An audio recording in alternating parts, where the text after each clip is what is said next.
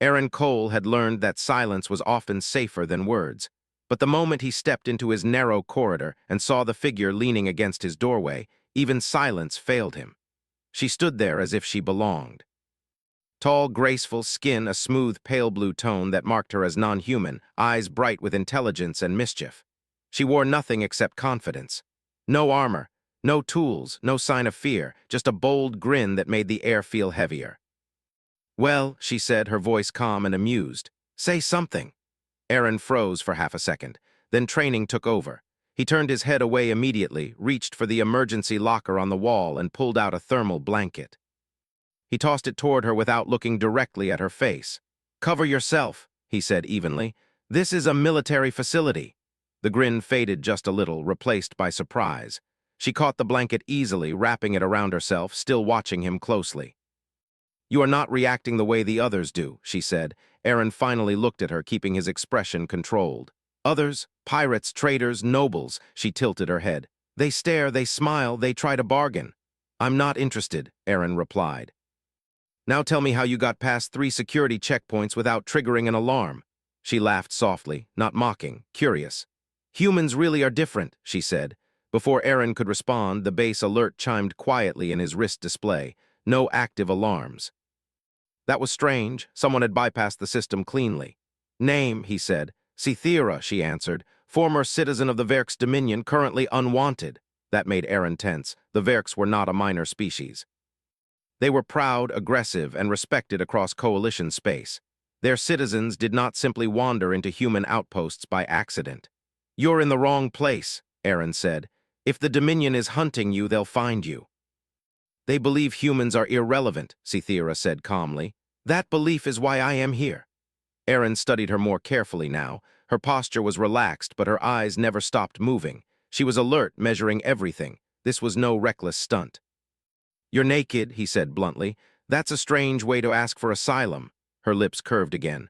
"Among my people, vulnerability is honesty. I came with nothing, no lies, no weapons." Aaron sighed quietly and stepped aside. "Get dressed, then we'll talk." She followed him into the small living area, looking around with open interest. The room was simple: metal walls, a table, a bunk, nothing decorative. "You live like soldiers," she said. "That's because we are soldiers," Aaron replied. She sat on the edge of the chair, blanket still wrapped around her. "Then you understand loyalty," he nodded slowly. "I understand rules." "Good," she said. "I am asking you to break one." That got his full attention. She explained quickly, efficiently. She had questioned a Verk's tradition that treated certain members of their society as property rather than people. She had spoken publicly. That alone was enough to mark her as dangerous. "They will retrieve me," she said. "Alive if possible, quietly if convenient." "And if not?" Aaron asked. She met his gaze. "They will erase this place." Aaron did not react outwardly, but inside his mind raced. The human outpost was small, underfunded, and officially classified as a research relay. The coalition barely remembered it existed. "Why us?" he asked. "Because humans protect what they accept," Cythera said, "and because no one expects you to matter." That sentence stayed with him. Before he could respond, the base-wide communication channel activated. The commander's voice echoed through the hall. "All personnel report to Central. We have an unidentified contact entering system." Cythera stood. "They are early." Aaron cursed under his breath. Central Command was tense. Holographic displays showed 3 Verk ships emerging from hyperspace, not a full fleet. A retrieval team. Commander Reyes looked at Aaron sharply when he entered. "Lieutenant, care to explain why Dominion vessels are knocking on our door?" Aaron hesitated for exactly 1 second. Then he spoke. "There is a Verk citizen requesting protection," he said. "She is unarmed and inside the base." The room went silent. "You brought a Dominion problem into this outpost?" Reyes asked slowly.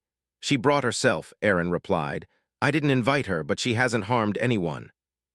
Cythera stepped forward, blanket still around her shoulders. She bowed her head respectfully.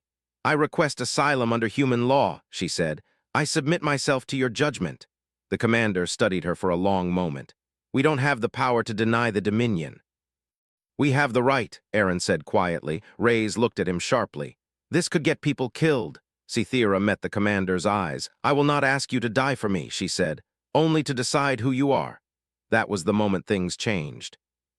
The Verk's transmission came through seconds later. Their representative did not bother with politeness.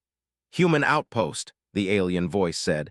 "Return the exile, this does not concern you." Commander Reyes straightened. "She is on human territory, we will review the request." The alien paused. That alone was rare. "You delay the inevitable," the Verk said. "Humans lack authority." Aaron watched Cythera closely. She showed no fear, only interest. "Authority," the commander replied, "comes from choosing not to surrender." The transmission ended. Around the room, humans moved quietly to their stations. No panic, no shouting, just preparation. Cythera exhaled slowly. "You did not do what I expected." Aaron allowed himself a small smile. "Get used to that." Outside the viewport, the Verk's ships held position, waiting. And for the first time in a long while, a powerful alien force was unsure what humans would do next. "If you want, I can continue with part 2, 2,000 words, same style, more tension and HFY moments when you say so." The waiting was worse than the fear. The Verk's ships stayed just outside weapons range, their dark shapes hanging in space like predators that knew time was on their side. Inside the human outpost, the mood was tense but controlled. No one shouted. No one panicked. People checked systems, shared quiet jokes, and followed orders with steady focus. Cythera noticed that first. She stood near the observation window beside Aaron, watching humans prepare. No ritual cries, no displays of dominance, just calm, shared purpose. "Your people do not show fear," she said softly. "We feel it," Aaron replied. "We just don't let it drive." That answer stayed with her. Commander Reyes gathered the senior staff. The outpost had limited weapons, outdated shields, and a crew that was never meant to face a Dominion force. Still, plans were made. Defensive formations were mapped. Old satellites were activated, their systems repurposed in ways the Coalition manual never intended. Cythera was asked to remain in a secured section, but she refused politely. "If you fight because of me," she said, "then I will stand where I can see the cost." Reyes studied her, then nodded once. "Stay close, follow instructions." That alone surprised her. Among the Verks, someone like her would have been locked away or silenced. Humans gave her responsibility instead. The first Verk's transmission came an hour later. This time the tone was colder. "Human Commander," the alien voice said, "your delay is noted. Transfer the exile now or we proceed." Reyes answered calmly. "Under what authority?" A pause, then, "By right of dominance." Several humans exchanged looks. Aaron almost smiled. "We don't recognize that," Reyes said. "You may leave." The channel closed. Cythera felt something unfamiliar tighten in her chest. Pride, perhaps, or hope. When the first probe was launched, it moved slowly, deliberately. A test. Human sensors tracked it instantly. "Electronic intrusion," a technician called out. "They're scanning our shield harmonics." "Let them," Reyes said, "mirror their signal." The probe's feed filled with noise. Verk's tech was advanced, but it was rigid. Human systems were messy, adaptive, full of patches and half-forgotten workarounds. The probe retreated. A second transmission followed almost immediately. "Your technology is inefficient," the Verk's commander said. "You will not survive an engagement." "Maybe," Reyes replied, "but you'll remember it." The first shot was not fired by the humans. A Verk's ship launched a warning blast that scraped the outer defense array. No damage, just a message. That was enough. Human batteries came online, not powerful individually, but layered, overlapping, coordinated. Drones launched in swarms, each cheap, fast, and unpredictable. The outpost's old satellites shifted position, creating false targets and distorted readings. Cythera watched in disbelief. "This is not how war is fought," she said. Aaron kept his eyes on the displays. "It is for us." The Verk's ships advanced, confident in their superior firepower. They did not expect humans to close distance so aggressively. They did not expect decoys to ram shields. They did not expect systems that kept functioning even when half disabled. One Verk's ship took a direct hit, not enough to destroy it, but enough to force it back. The Dominion commander hesitated. That hesitation cost them. Human reinforcements were never supposed to arrive this fast, but they did. Small patrol ships, civilian retrofits, even a coalition freighter that answered a distress call without hesitation. Cythera felt her breath catch as she realized what was happening. "They came," she whispered. "Humans answer calls," Aaron said, "even when it's inconvenient." The battle did not end in victory. It ended in stalemate. The Verks withdrew, not defeated, but no longer certain. Their final message was short. This matter is not concluded. When the ships vanished into hyperspace, the outpost remained standing. Silence followed. Then laughter, then exhausted relief. Cythera sat down slowly, her legs suddenly weak. She had believed humans were overlooked because they were insignificant. Now she understood the truth. They were overlooked because they had not yet chosen to be seen. Commander Reyes approached her. "You're safe for now, but this won't be the last time." She nodded. "I know." He studied her carefully. "You changed things today, whether you meant to or not." "So did you," she replied. Later in the quiet that followed, Cythera returned to Aaron's doorway. This time she was wrapped in proper clothing provided by the med bay. She leaned against the frame, expression softer, thoughtful. "You never did answer me," she said. Aaron raised an eyebrow. "About what?" She smiled faintly. "That first moment when I told you to say something." He considered that, then answered honestly. "I was thinking that the galaxy was about to underestimate us again." Her smile widened, not bold this time, but sincere. "Then," she said, "I chose the right doorway." Outside, the stars burned quietly, unaware that something fundamental had shifted. Humanity had not won, but it had been noticed. The silence after the Verks' withdrawal did not feel like peace. It felt like a breath being held. The human outpost returned to routine, but everyone knew it was only temporary. Systems were repaired, shields recalibrated, patrols doubled. Messages were sent through quiet channels that were never used for official reports. Cythera noticed everything. She walked the corridors freely now, no longer treated as a danger or a burden. People greeted her with nods, brief smiles, and cautious curiosity.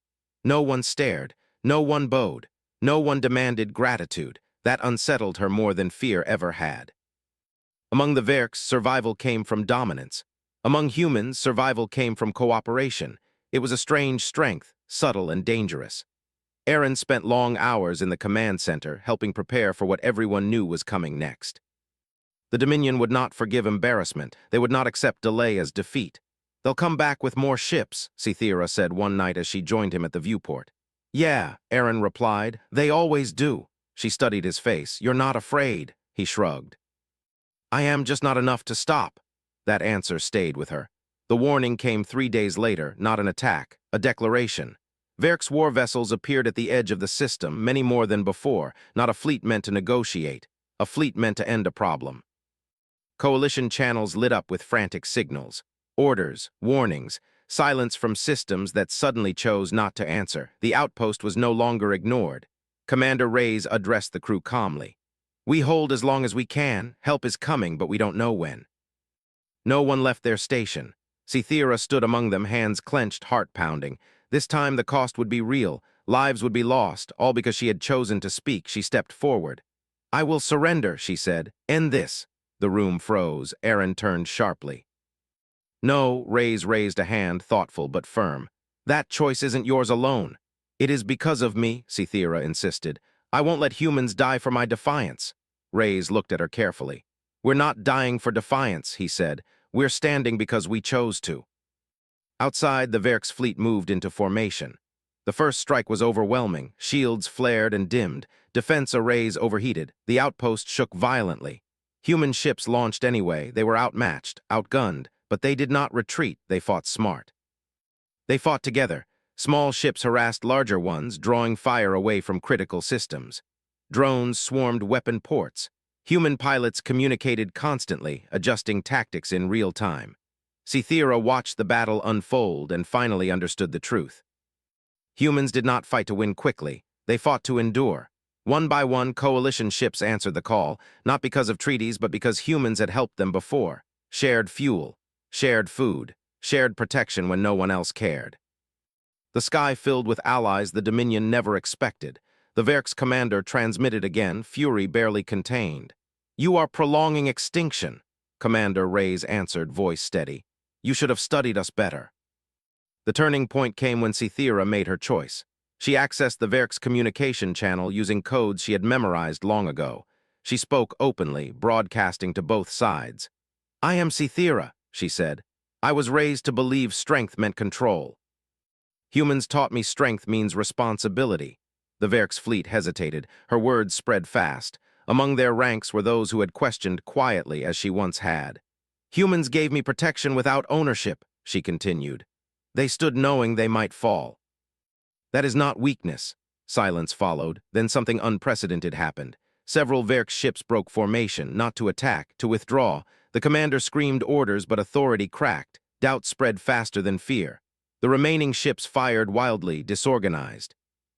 Human forces pressed forward, not to destroy, but to force retreat. Finally, the Verk's fleet jumped away. The battle ended not with annihilation, but with survival. The outpost still stood. The galaxy changed. Days later, official recognition arrived. Humanity was no longer classified as minor. New laws were written, new boundaries respected. Cythera was granted permanent asylum, not as a symbol, but as a citizen. On her last night in the outpost, she stood once more in Aaron's doorway, fully dressed, calm, real. "Well," she said softly, "say something." Aaron met her eyes. "You were right." "About what?" "Choosing humans," he said. She smiled, not boldly this time, but with quiet certainty. Across the stars, humanity's reputation shifted forever, not because they were the strongest, but because when someone leaned in their doorway and asked for protection, they answered.